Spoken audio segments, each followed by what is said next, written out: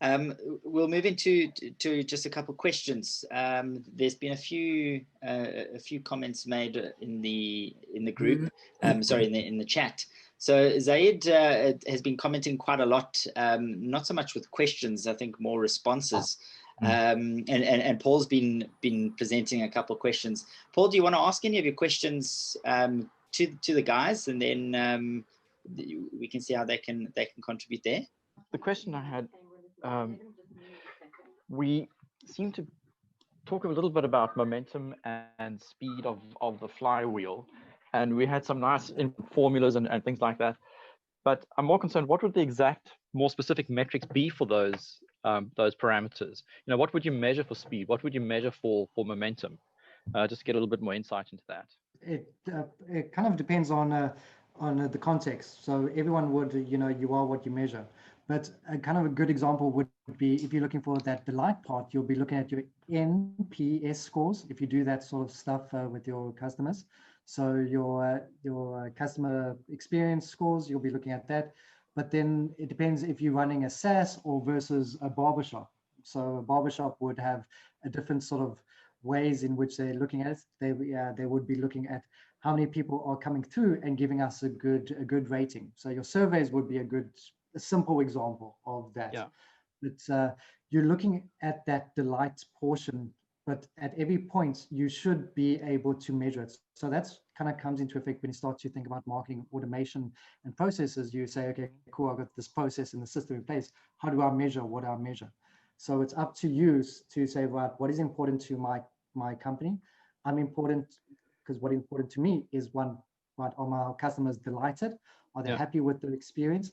Am I getting enough sort of people that are engaged with my content? Maybe that's something to look at, you know, from the attract part. If you're looking at attract, it would be that, that engagement, and not just view that or viewership, but actually engage, and then looking at that. So it depends on the context. So NPS scores, survey scores are the simplest ways and the quickest ways, but then it also depends on what exactly is it that you're trying to achieve in your specific set. If you can give them. If I can just pitch in, so yeah, a net promoter score for delight. I think for reducing friction and you know, measuring the effectiveness of engaging with the customer, cost to acquire customer is a great one. And then for the momentum thing is customer lifetime value. So if your customers are, you know, able to keep buying, they keep coming back, then your customer lifetime value will increase. So for me, those are three critical ones. Okay, Craig, that's great. I mean, that implies that there could be some sort of a hierarchy in the measurements, and you know, so you get the overall one. Okay, that's fantastic. Thanks very much. There was another question that I asked as well, and that was, and it gets, I suppose it dovetails what we said here, and that is, it seems that there must be some kind of implied correlation between speed and then the momentum of the flywheel, speed of delivering of service. So I mean, if you can offer things quickly, fulfill quickly, you know, is that a critical thing? I mean, that kind of talks to what goes into product strategy, you know. So I wouldn't say speed as the priority. So you want to ship it as quick as you can, but you want to make sure that it fits in with that experience that people want and expect. You know, if they're expecting a quicker service, because then our service would come. But that momentum would then naturally help with that speed. So you'd have that mass versus momentum, and you'd basically help, and that would breed the speed. So speed wouldn't be the main thing. It would be that momentum that you're looking for, and then trying to find out where those friction stops are. So removing the friction that you might have within that process would then allow for a quicker speed to then pick up, if that makes sense. Okay, so relative and contextual. It also depends on the nature of the business. Paul, for example, if you're working in the digital domain, speed is the cornerstone of part of the experience. But if you're going to a restaurant, you don't want to rush a beautiful experience. So when you're focusing heavily on the experience, speed might not count. If I go to a water park, I don't want to get out of there enough, like it's over. I want it to be uncrowded. I don't want to stand in a queue. That's where the speed comes in. So speed and experience might behave differently, and you might measure different things, but please keep that in mind in terms of both the service and the product that you're putting out there. Okay, great. Thanks very much. Great. Thanks. Thanks for those comments, Paul, or those questions, and thanks for the responses, guys.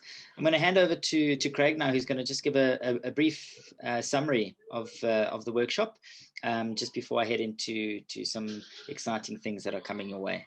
Awesome. Thanks, Lloyd. How much time have I got? Because about 5 minutes, if that's okay. Okay, you are hearing me. Yeah, no, that should be good. So we started with the notion that in these exponential times, they consider exponential possibilities, and I think that's really what this community is about, is really having a safe place where you can explore, experiment, and learn about what's possible in these exponential times. And network effects, is really about exponentiality. And they've been responsible for 70% of all tech created value since 1994. Category defined company. So it reminds me of the notion of a monopoly of one. The more you're specific about the category that you're focusing on, the more you create your own monopoly and compete on your own terms. Then there's 3 kinds of network effects: marketplace, data, and platform. And I think the key point about the environment that we're creating here is we're actually creating a marketplace where everybody can participate, where you can bring your own data in the form of your own knowledge to the table to digitize, and you can put it on a platform where we can all share and benefit. And as Alistair pointed out, as the number of people that are doing that increases, the opportunity for everybody increases. So it's kind of flipping the traditional scarcity mindset on its head, where you protected your value and your offering and your secrets aggressively. It's more sharing, because the more you share, the more you get back, and the more everybody can benefit. Embed your brand in a 2-sided marketplace as part of the opportunity. And if you have a look at exofutures.co.za, that's the environment to digitize your business and enhance the network effects that, as we're alluding to. Start with supply of your digital content. So we've taken some effort to build the community, and we celebrate the fact that we've gone over 400 participants, but now's the time to actually start to create your own digital content in a place where we all collaborate, Be adaptable and keep refreshing your content. So it's not a one-off exercise. We always learning, always be adapting, always be experimenting, and continue to digitize your learnings in this context. There was quite a bit of talk about no code and advanced automation. I think that's a topic for a separate conversation on a separate day. I think the important point is that a lot of what's happening is being built out of the digital economy, and it's not rocket science. Increasingly, the tools that are available are simpler and easier to use, and we can support you guys in accessing that kind of ease of automation, advanced automation, especially with things like AI. The network effects canvas gets you to address the fundamentals. So Alistair showed you that, and we'll share that with you. And the DE community is here to help you take this further. Then in terms of finding your flywheel, so there's inertia at first, then momentum. You need to find the ways to reduce friction. And as energy is stored and released, you'll get that flywheel effect happening. So there were examples of brands moving to experience. And I made the note that as you build a tribe, and they subscribe to the experience that you offer, you'll get more and more momentum. Then you need the leanest possible tech stack. So, the days where you installed a CRM system and hoped like hell that your customers and all your customer value and your customer journey and your customer value proposition was clear on that CRM and allowed your customers to engage more effectively with your company, those days are gone. Anything is available as a service these days, but it's very important, as Nick said a couple of times, not to just automate the process that you've got, but rather to be very lean, focused, and orchestrated on the services that will create a frictionless customer engagement, to attract, engage, and delight digitally with the flywheel. So that's about frictionless experience with speed, digital marketing engine that encourages customers to solve their problems. So a digital marketing engine is about having access to and automating the processes without having to have people doing follow-ups on LinkedIn and posts on Facebook and all that sort of thing. You can automate to a very large extent. So marketing automation doesn't make for digital business. A very important point that Nick made about automating what you've got with marketing automation.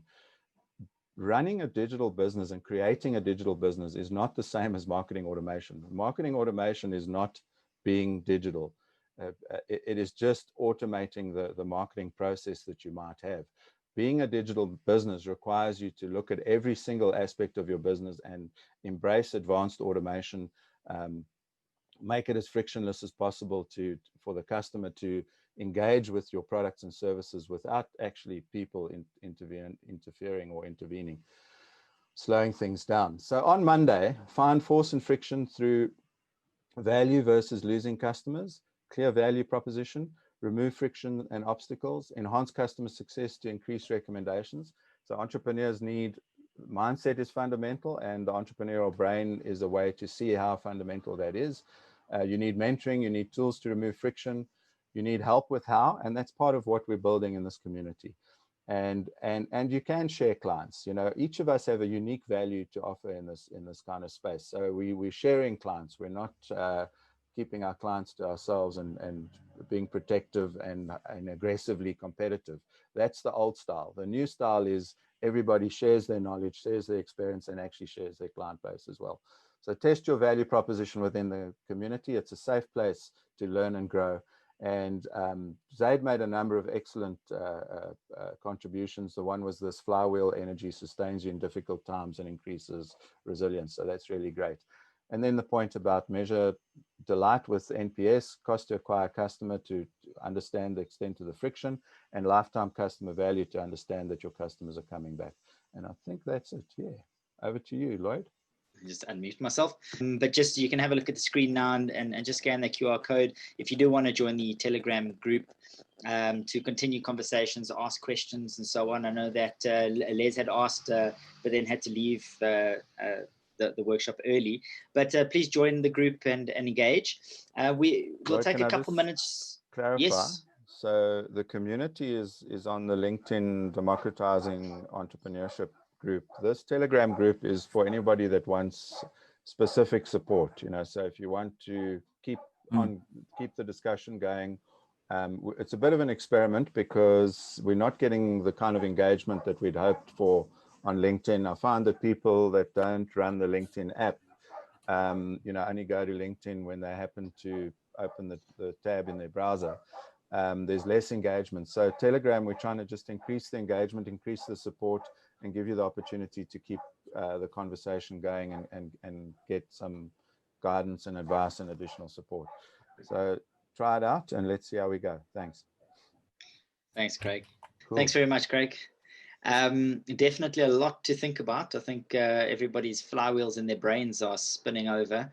And hopefully on Monday there's going to be a bit of momentum to get the week started. But definitely a lot of good points to consider. And I've seen there's been, you know, people have definitely valued the session. A lot of thanks coming in the chats. So thank you. Thanks for that.